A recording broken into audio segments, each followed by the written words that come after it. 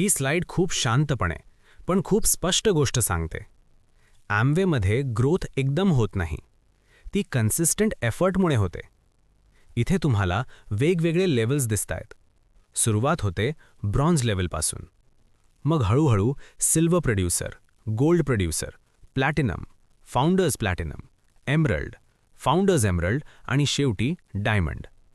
ही ladder पाहिल्यावर एक गोष्ट स्पष्ट लक्षात येते.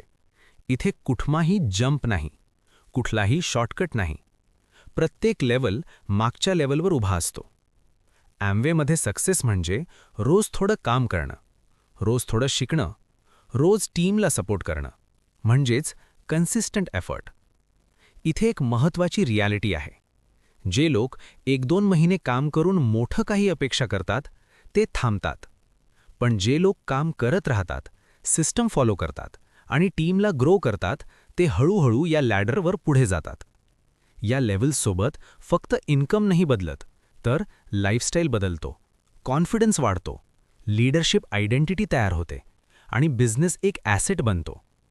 डायमंड लेवल म्हणजे फक्त पैसा नाही, तर डेकेड्सचं कन्सिस्टन्सी, ट्रस्ट आणि पीपल डेव्हलपमेंटचं सिम्बल आहे.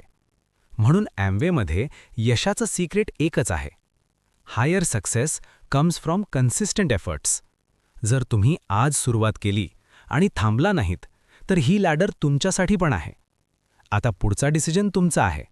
तुम्ही फक्त ऐकणाऱ्यांमध्ये राहणार की या जर्नीचा भाग होणार?